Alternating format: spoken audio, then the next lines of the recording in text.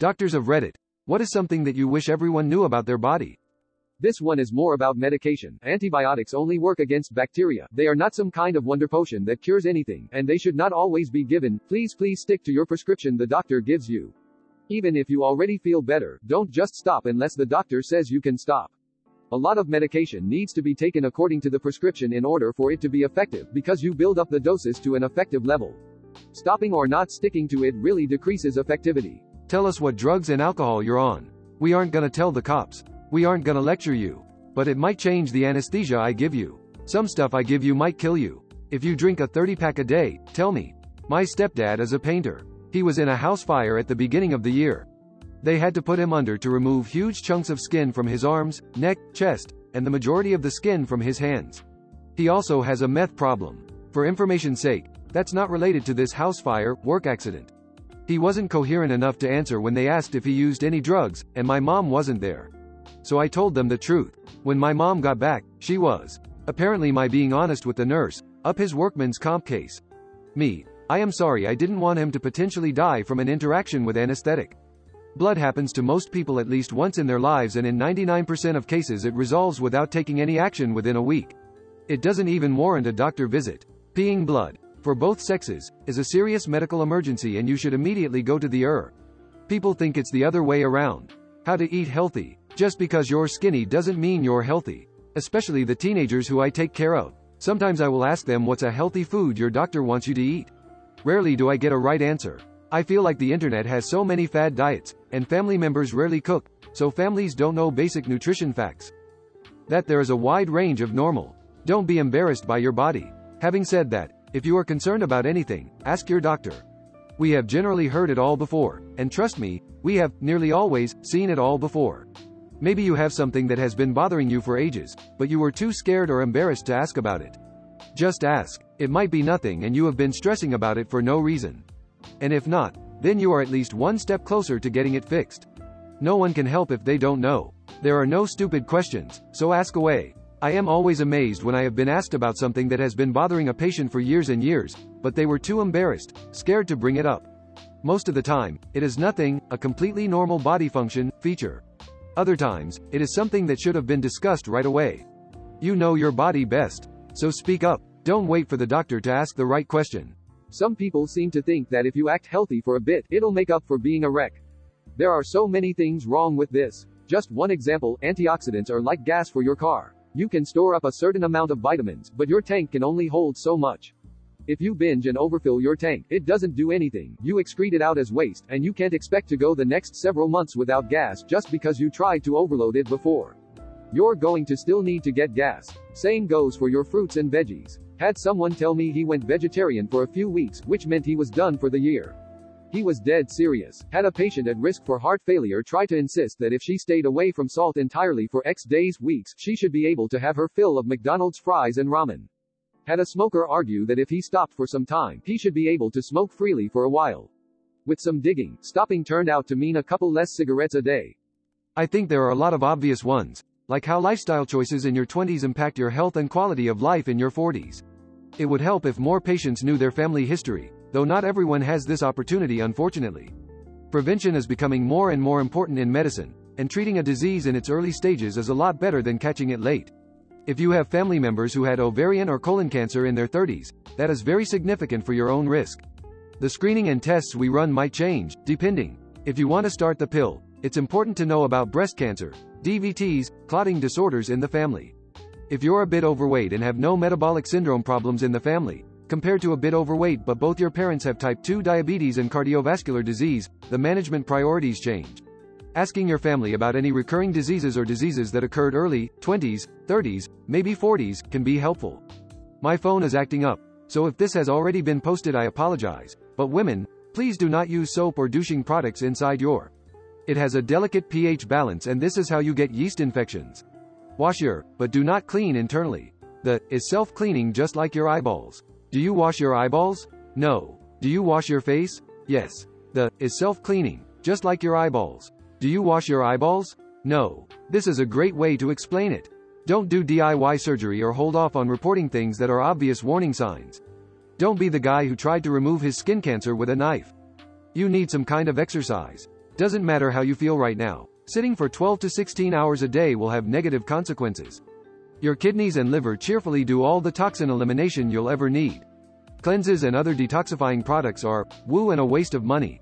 The people who sell them are predators who only care about your money becoming theirs. Type 2 diabetes is more serious than most people realize. I work as a doctor in hemodialysis and most of them are due to diabetic nephropathy. It also affects your eyes, nerves, immune system, etc. Simple life changes can help you, but no one seems to care. I even lost 9 kilograms myself because I had a family history of diabetes and to be healthy. How to check for skin cancer. If you see any moles or anything that are A. Asymmetrical, B. Border, odd borders, like they're jagged or something, C. Color, different colors, D. Diameter, grows, E. Evolve, well, evolves, go get it checked out. It might be skin cancer. There is no cure for cancer as it is traditionally thought about. Cancer is a class of many very different diseases, each with very specific causes, i.e. some molecule that went wrong allowing a cell to multiply out of control. Even within the same type of cancer, i.e. lung cancer, there are many types of lung cancer, such as small cell, large cell, squamous cell, etc. Even within the same subtype of cancer, there can be different molecular mechanisms that caused it, requiring different approaches to treatment. Looking for the cure for cancer is like looking for the cure for disease. That administering CPR compressions ASAP is one of the greatest indicators of successful outcomes. Where the orifice each gender urinates through really is. Antibiotics are not some magic cure for every pain in your body, nor for the flu or common cold. Never ever boil breast milk. In my country there is a popular belief that breast milk jaundice in newborns can be treated by boiling one's breast milk, but by doing this you destroy all the nutrients and it basically becomes as nutritious as water is. Do not give honey to children below the age of 1. Do not rub your child with rubbing alcohol as to lower his furor. Baby wipes don't substitute daily baths, showers. Yes, I am a pediatrician. Many simpler diseases in the body can be compared to a car. When you don't get regular checkups and take regular care, it's not like you'll notice something bad happening right away. Just like how you won't notice a missed oil change a couple thousand miles later. But diseases like diabetes, high blood pressure, alcohol dependence, etc., they all sneak up on you. Just like how eventually, that engine won't run as smooth. The second thing is that your body isn't like a TV remote, where you pop out the old batteries and put in some new ones. You can't expect to come into a hospital and walk out feeling 100%. People have some unrealistic expectations of what doctors can do. The first line treatment for most of our common diseases is, wait for it, lifestyle modification. It's not drugs. It's not surgery. 50% of newly diagnosed type 2 diabetics do not require anything more than diet and exercise. Cessation of smoking is the second best thing you can do for your health, and every little amount you decrease smoking has a profound impact. Again, you won't see it now, but you'll see it down the road, like the oil change. And if you do need meds, like how most will eventually need meds for their blood pressure, don't play around with it. Take it every day. Hypertension is called the silent killer. You can't really feel your blood pressure, but it's slowly damaging every artery and every organ in your body. And that comes down to the last point. Exercising is the key to a better life. If you put in the work, there is no upper limit. It is the single best thing you can do for a healthier life. Your health is a shared responsibility, and we're here to help. This may not be the flashiest Reddit comment, but this one may actually save your life. This is going to sound really basic, but I wish my patients would know what meds they are on when they come to the hospital. At least once a day comes somebody in who goes, yeah, I take 8 pills in the morning, 3 in the evening, and 4 at lunch, but don't ask me which. You're a doctor, you should know. I beg of you, before going to a doctor that has never seen you before, write your meds, doses and all on a piece of paper. I am a vet, but I am sure some doctors will have come across this too. Amputated limbs do not grow back. I've had far too many people asking how long it will take for their pet's amputated limb to grow back, so I am assuming a few doctors out there will have had patients asking the same of their own missing limbs. You often will feel normal even with high blood pressure. It's often found incidentally, so don't wait until it gives you symptoms you don't want to go through. To all those wondering how to figure out if it's asymptomatic, get checked at least once a year if you're over 35. Why? There's no other way. Your mental health is just as important as your physical health.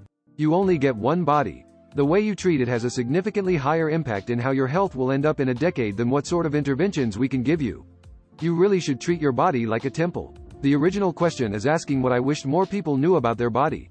I answered this by saying I wish they would do more self-care, advice that is easier said than done. This means keeping up with mental and physical health, eating well, exercising, and not utilizing tobacco, nicotine, drinking to an excess, or other substances. I am in no way advocating for avoiding the use of prescribed medicines or advice given to you by your own primary care provider.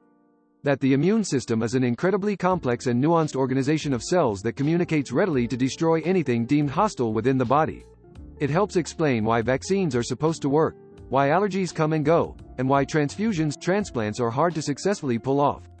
I am a dentist, and if you don't take care of your gums, your teeth will fall out of your head and you'll get at me when your jawbone atrophies and your denture doesn't fit anymore. Essentially, periodontitis causes inflammation and recession of the gums, which in turn cause inflammation and recession of bone. After that, teeth start getting mobile and falling out. Baby doctor here, about to graduate. Unless you have liver or kidney failure, your body detoxes itself really well. Don't get scammed by these detox teas and whatever. My mom tells her teen patients' parents a lot that the acne isn't the teen's fault but runs in the genes sometimes when it's bad. Injuries accumulate. I cannot stress this enough. Little kids have no business lifting heavy weights or getting pushed so hard in sports by some of these coaches who seem to have little knowledge of physiology or don't care about the long-term impact of the regimens. Stuff like this really changes people's lives. That they only have one and their behavior now, drinking, smoking, not taking medicines, or whatever, will impact their life quality and expectancy. Sounds logical, but very few patients really realize it. High blood pressure doesn't have symptoms majority of the time. It's called the silent killer and causes a plethora of other illnesses. Holy. This needs to be a PSA. Kids, stop getting those magnet piercings on your mouth. Every week a dozen idiots come in swallowing them. Once in a blue moon we have to take them to theater, open them up and fish them out. The issue is if they don't come out by you, there's a risk they make a hole in your bowel, fistula, and it becomes an emergency. That's why we'd rather fish them out before we have to cut out bits of your bowel. I'm not a doctor, but as someone that works with those who may be in a psychotic break. Get sleep. Most psychosis happens because someone haven't had slept or haven't had good sleep for extended periods of time. Some people just need 20 straight hours of sleep and then they never end up in a psychiatric hospital ever again. And don't just randomly stop your medication because you feel better. You feel better because you have consistent amount of whatever is leveled in your body now. And now that your body is hitting equilibrium, everything is going great, so keep doing what you're doing. I've seen people go on and off their medications for years and it really starts to mess up your body if you do that for too long. It's okay to seek treatment for your mental health. Don't feel ashamed because you were diagnosed with an illness. Seeking help is a strength, not a weakness. That psychological states may infuse bodily symptoms, and that saying so isn't dismissing that the symptoms exist. In males, there is a vestigial remnant of the uterus located in the prostate. It's called the prostatic utricle. It is a duct that leads nowhere. It sometimes has some remote endometrium in it and can produce 1 drop of blood every 28 days. Source: embryology professor in med school. So yeah, guys can get PMS too. But it's probably better to call it BMS, or bromenstrual syndrome. Take care of your kidney. If your renal function is shot, it closes the door on so many options. The most important thing is to carry your cardiovascular health. Healthy arteries and healthy kidneys are strongly correlated. For most Americans, this would require an adjustment to their diet and lifestyle. Most people would also do well to increase water consumption and reduce salt intake. If you have diabetes or SLE, your kidney health pretty much determines your expectancy, so have a conversation with your doctor. Other than this, regular self-examination and health examinations can be very beneficial. Changes in urinary patterns? Bubbles in your urine that won't pop? Does your urine smell sweet? Talk to your family physician. Do you have a family history of PCKD or whatnot? Think about getting regular ultrasound examinations of your kidney every few years. Sorry, I know I am joining late. I had to make an account. Actually, a doctor. I wish people would know that when I say, I don't think CPR is in your relative's best interests. I am not saying I am going to withdraw all treatment immediately. CPR is brutal, and it has a much lower success rate, even if done promptly in hospital, than the movies make out. If you are old, or have a lot of medical problems, then the success rate goes down even more. If I don't want to do CPR on you, it's not because I want you to die. It's because I don't want to fracture your ribs, expose your body to a huge group of people you don't know. Everyone loves attending a crash call, and repeatedly assault your dead body for nothing. I want you to die with dignity and care if there is no chance of bringing you back. In summary, CPR is great and everyone should learn how to do it. It does save lives. But, if a doctor suggests it should not be performed, please give serious thought to that. We don't suggest a DNA CPR for no reason. Not a doctor, but never flush unused medicine down the toilet or throw it in the trash, especially not antibiotics. Hand them back into your pharmacy and they will destruct them. Neonatal provider checking in here. Feed your baby. The badge of honor you get for exclusively breastfeeding isn't real. Dehydration, severe hyperbilirubinemia, hypoglycemia. These are all real and happen all the time. Feed your baby. Lots of hospitals will even let you use donor breast milk initially if you're strongly opposed to formula. Just feed your baby. And don't use a cup or a spoon. The lactation consultants will tell you that babies know how to lap it up. Well, you didn't give birth to a kitten. If your baby has an intact suck reflex, you should use it. It allows the gag reflex to work better. If you feel strongly about the concept of nippy confusion, it's not a thing, then ask for a SNS system. Tape that tiny tube to A, and let your kid eat that way. Just feed your baby. Also, this nonsense about how a baby only needs a few drops of milk in the beginning because their stomach is only the size of a walnut. True, their stomach is small, but much like most other stomachs, it stretches and empties pretty readily into the small intestine. Plenty of babies eat a full ounce right out the gate. But wait, there's more. I don't give a. If you don't want hepatitis B vaccine at delivery, you can take that up with your pediatrician. I don't really care about erythromycin either, unless you're unclean. But vitamin K, don't skip that. It prevents bleeding. It's a big deal. Babies don't make their own vitamin K until their gut has sufficient substrate and time to. It's a key part of the clotting cascade. If it were well absorbed orally, we would give it that way. We're not sadistic, that like to give shots to newborn babies for grins. We give it that way because it actually works that way. Drink water. Not a doctor but I'm a trauma nurse. Motorcycles are awesome, but they are also death machines. Don't ever get on a motorcycle, but if you do anyway, wear a helmet. Absolutely avalanche here, but your brain is an organ like any other, susceptible to disease and malfunction.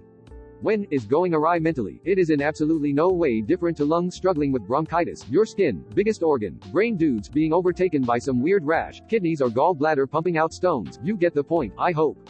If you've got a brain, then you've got mental health to look after too, bottom line. Just because the output is mainly social doesn't mean the disease disrupting your life isn't as important. Our brains are awesome but also sometimes misguided in how to preserve our well-being. Tell someone. If they don't listen, tell the next person. But the best person to talk to is always a mental health professional. If you don't sync with them, just move on to the next on, no biggie. Your whole body will thank you for it in the long run, my friends. I wonder how many of these answers are from actual doctors. Vaginas are self-cleaning and douching does more harm than good because it flushes out all the good bacteria that's meant to be there. Your body will tell us if you have done drugs, alcohol, or tobacco in the recent past. Please don't lie about it. We don't care about the usage as much as we need to know what route of care to prepare for with prescriptions and diagnoses. Obviously not a doctor, but I work in an emergency room. We aren't going to call the cops if you're on drugs. We need to know so we don't give you medication that when mixed with said drugs will kill you. Example.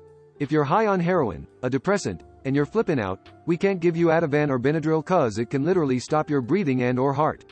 That chest compressions aren't like gently kneading dough as per TV Rhesus. Needs to be 2 to 2.5 inches deep, about 6 centimeters. Count them, it's significant and forceful. 100 per minute is the speed of the beat of staying alive. Push fast, push hard. If you aren't getting tired after a minute, you probably aren't pushing hard enough. Frequent rotation of personnel is important, but try not to skip a single beat. We count 3, 2, 1 change. The frequency of bowel movements can range from every 3 days to 3 times per day and be considered normal. Having 3 soft stools per day does not mean you have chronic diarrhea. Not a doctor, but this information could save a life. In an emergency situation where you are giving first aid, CPR to someone instead of stating general instructions to the group of inevitable onlookers like someone call 911, someone get a defibrillator point, if able, otherwise some other form of direction, to someone and say you call 911 and you find a defibrillator. This prevents the bystander syndrome where people think someone else will probably do that and gives clear instructions, allowing for a more efficient process where literally seconds could mean life or death. Over-the-counter detoxes are. You have multiple organs that can detox perfectly fine if you take care of them.